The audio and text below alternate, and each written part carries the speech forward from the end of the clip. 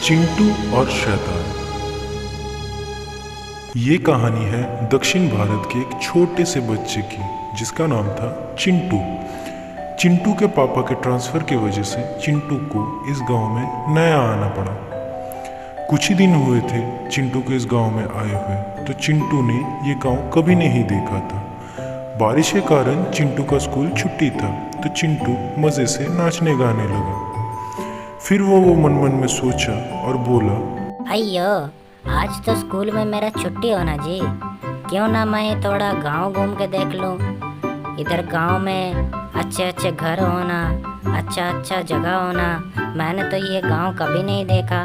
यही सोचकर चिंटू ने थोड़ा इधर उधर देखा, फिर गांव घूमने निकल पड़ा।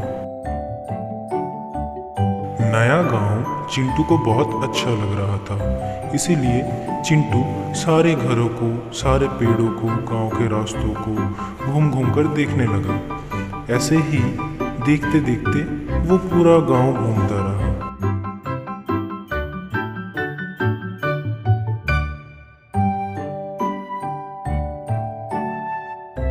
गांव घूमने के बाद अचानक चिंटू गांव के बाहर एक खाली जगह पे पहुंच गया, जहां पे चिंटू ने खड़े होकर सोचा, अयो, गांव तो खत्म हो गया जी। अब मैं क्या करूं? मेरे पास तो अभी बहुत खाली समय होना। क्यों ना मैं गांव के बाहर जंगल को भी घूम लूं। वहाँ पे अच्छे अच्छे चिड़िया, पेड़ देखने को मिलेंगे। फिर चिंटू ने थोड़ा सोचा। उसके बाद उसने बोला, मैंने फैसला कर लिया। आज मैं गांव के साथ साथ जंगल भी देखने वाला हूँ। जंगल में कौन कौन से जानवर हैं ये भी देखने वाला हूँ। ये बोलकर चिंटू जंगल की तरफ जाने लगा। एक खंडर वाले जगह पे पहुंच के चिंटू डर से बोला, अयो रामा, ये मैं कहाँ पहुँच गया जी? ये तो सामने कोई बड़ा सा जानवर लेटा हुआ है। ये तो शैतान लगता है जी। अब मैं क्या करूं? शैतान को देखकर चिंटू बहुत ही डर गया था। क्या करे क्या ना करे उसे कुछ भी समझ नहीं आ रहा था। अयो रामा, कहीं ये शैतान मुझे मार ना दे। अब मैं क्या करूं रामा, घर कैसे जाऊं? चिंटू घर की तरफ भागने का सोच ही रहा था। इतने में ही वो शैतान नींद से उठ जाता है और चिंटू उसे देखकर बेहोश होने का नाटक कर देता है। इतने में ही जानवर धीरे धीरे चिंटू के पास आता है। चिंटू को पड़े हुए देख जानवर सोचता है कि वो मर गया है और बोलता है, अय्यो, ये तो लड़का मरा हुआ लग रहा है। मैं इसको खाने का सोच रहा हूँ, पर मैंने दोपहर का खाना खा लिया है। मेरा पेट भी भरा हुआ है, तो क्यों ना मैं इसको रात में खाऊं। अभी मैं इसके ही पास सो जाता हूँ। ये कहकर शैतान चिंटू के पास ही सो जाता है। शाम होने पर चिंटू बहुत ही सावधानी से उठकर शैतान को सोता हुआ देखता है।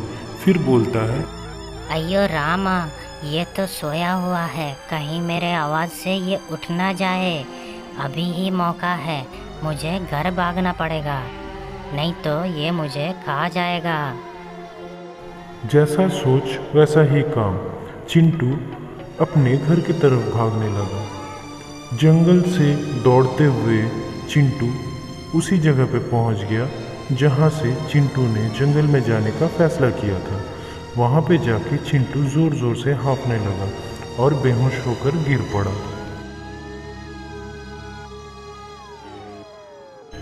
बहुत देर ऐसे ही बेहोश पड़े रहने के बाद चिंटू को अचानक से होश आया। वो उठकर बैठा और बोला, अयो रामा, कितना भयानक शैतान था। कहीं वो मुझे खा लेता तो? ये बात मैं अगर घर पे बताऊंगा, सब मुझे बहुत डांटेंगे। मैं अकेले अकेले जंगल में बिना बताए चला गया। इसके बाद से मैं कभी जंगल नहीं जाऊंगा। फिर चिंटू भागते भागते अपने गांव तक पहुंचा, जहां उसे थोड़ी सी राहत मिली। फिर चिंटू बोला, अयो रामा, मैं फिर कभी जंगल में अकेले नहीं जाऊंगा, और शैतान का बात अगर मैं घर में बोला तो मुझे बहुत डांट पड़ेगा। इतने में ही चिंटू की मम्मी परेशान होकर चिंटू को ढूंढते हुए वहां पहुंची और चिंटू दौड़कर अपने मम्मी के पास चला गया।